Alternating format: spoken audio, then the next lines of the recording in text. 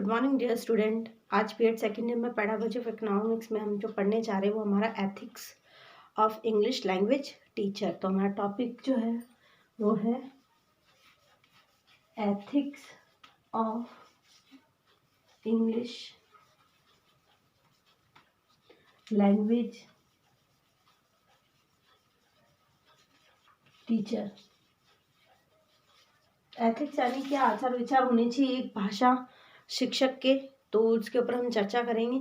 इससे पहले आपने उसकी क्वालिटीज़ भी पढ़ी, हायर स्टेज की पढ़ी, मिडिल स्टेज की पढ़ी, अर्ली स्टेज की पढ़ी। उसके बाद में as a teacher personal qualities उसमें क्या होनी चाहिए उस पर भी हमने चर्चा की। फिर टीचर की हमने रिस्पॉन्सिबिलिटीज़ पढ़ी।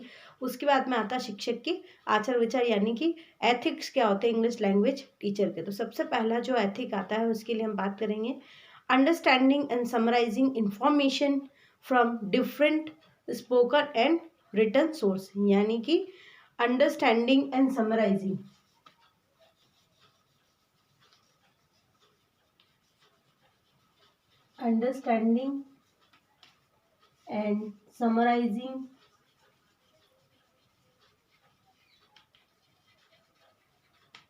From different spoken and written sources. यानी कि सबसे पहले उसका एथिक्स आचार विचार ये आते हैं कि उसे कहीं से भी अगर बच्चों को अंडरस्टैंड कराना, समझाना है, समराइज कराना है, तो प्यूपल टीचर में ये क्वालिटी होनी चाहिए कि वह समझाने के लिए, समराइज करने के लिए विभिन्न प्रकार के जो स्रोत होते हैं, चाहे वो मौखिक स्रोत हो या रिटन स्रोत हो, उनकी सहायता उसे लेनी आनी चाहिए। यानी अपने शिक्षण में उसका उपयोग करना उसे आना चाहिए। विभिन्न स्पोकन और रिटन सोर्स में हमारा जैसे कि न्यूज़पेपर हो गया, आर्टिकल्स हो गए, ऐसे हो गए, जनरल्स हो गए। तो जनरल्स हो गए या न्यूज़पेपर में कोई भी आर्टिकल छपता है तो हमारा रिटन सोर्स होता है, और उसको सुनाना ओरल स्पोकन हो गया। यानी कि न्यूज़पेपर का किस प्रकार से शिक्षण में उपयोग करना है, जनरल्स का किस प्रकार उपयोग करना है, ये हमारे स्पोकन एंड रिटन सोर्सेस के अंदर आते हैं। तो जो हमारे प्यूपल टीचर है उनको इसका उपयोग करना आना चाहिए, क्योंकि शिक्षण कार्य सिर्फ किताबों से ना होकर विभिन्न प्रकार के सोर्सों से भी होना चाहिए। नेक्स्ट जो हम बात करेंगे वो है expressing himself very fluently.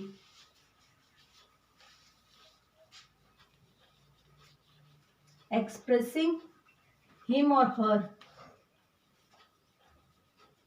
very fluently।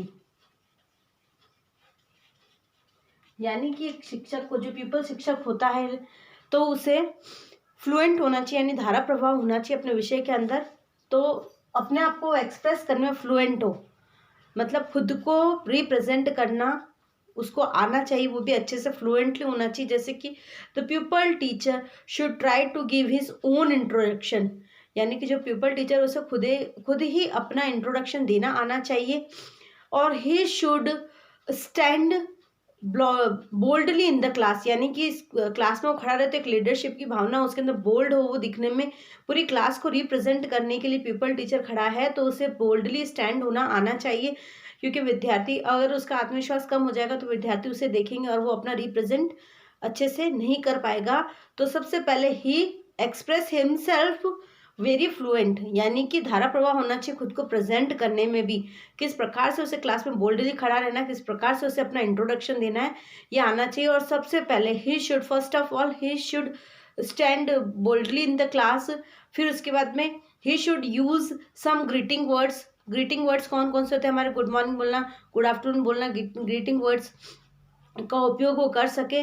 फिर वो अपना पीपल टीचर, यानी कि अपने जो पीपल टीचर है, then he should start his full introduction.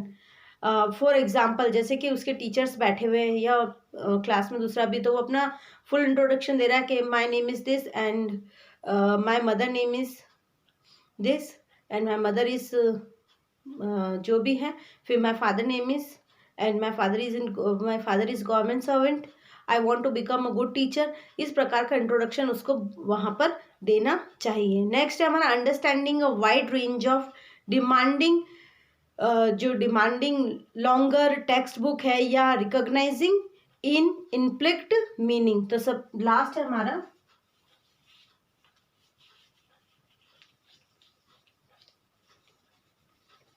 Understanding. Understand कराना आना चाहिए, किस चीज का आना चाहिए? Wide range of demanding, a wide range of demanding text in inflict meaning। क्या होना चाहिए कि जो लॉन्गर टेक्स्ट बुक है, यहाँ पर लॉन्गर हो हमारी टेक्स्ट बुक और वाइडर हो, यानी कि वाइडर और लॉन्गर टेक्स्ट बुक जो है डिमांड करती हो, तो उसको रिकॉग्नाइज कराना आना चाहिए इनफ्लिक्ट मीनिंग के अंदर, यानी कि जो उसके अंदर, जो उस टेक्स्ट बुक के अंदर अंतर्निहित जो भी गुण है, उसके मीनिंग है, उसको एक्सप्रेस करना एक पीपल टीचर को आना चाहिए। For attending processing proficiency, the student teacher should read complex and long passages, यानी कि जो टीचर प्यूपल टीचर होगा उसको अटेंड करना है अपना ये प्रोफिशिएंसी, तो ही शुड रीड कॉम्प्लेक्स, जो भी उसके पास में पैसेज है उसको पढ़ना चाहिए उसको, and he should try to understand then, and then he should draw a in reference, यानी कि उसको पहले पढ़ना चाहिए, फिर उसके बाद में उसको खुद को पहले अंडरस्टैंड करना चाहिए, उसके बाद में उसका जो भी रेफरेंस है वो विद्यार्थियों के समक्ष उसको रखना चाहिए। By doing so he may become very much expert in English, अगर वो ऐसा करता है, by doing so he may become very expert, much expert in English, यानी कि अगर वो इस प्रकार से करता है, पहले लॉन्गर टेक्स्ट बुक, जो लॉन्ग टेक्स्ट है उसके पास पैसेजेस है उन सबको पढ़ता है, तो उसके बाद में उसका क्या हो जाएगा कि वो एकदम एक्सपर्ट हो जाएगा इंग्लिश में, और पीपल के द्वारा जो मतलब ही known by people as a man of English, यानी कि उसको इंग्लिश का व्यक्ति कहा जाएगा, यानी मैन ऑफ इंग्लिश कहा जाएगा, मास्टर ऑफ इंग्लिश कहा जाएगा, क्योंकि जब वो इस तरह से लॉन्ग टेक्स्ट बुक, टेक्स्ट हो या पैसेज हो, कॉम्प्लेक्स हो, उनको पढ़ेगा, पहले खुद उसका डीप मीनिंग जानेगा, उसके बाद में वो इन रेफरेंस विद्यार्थियों के सामने रखेगा, खुद समझने के बाद जब वो अपना रेफरेंस रखेगा उस पैसेज का, तो इससे क्या होगा, वो very much expert in English, वो इंग्लिश के अंदर एक्सपर्ट हो जाएगा। तो ये उसके एथिक्स थे। तो पहला तो हमने पढ़ा था understanding and summarising from different spoken and written sources. तो डिफरेंट रिटन सोर्सेस मैंने आपको बताया था, न्यूज़पेपर है, जनरल से ऐसे हैं।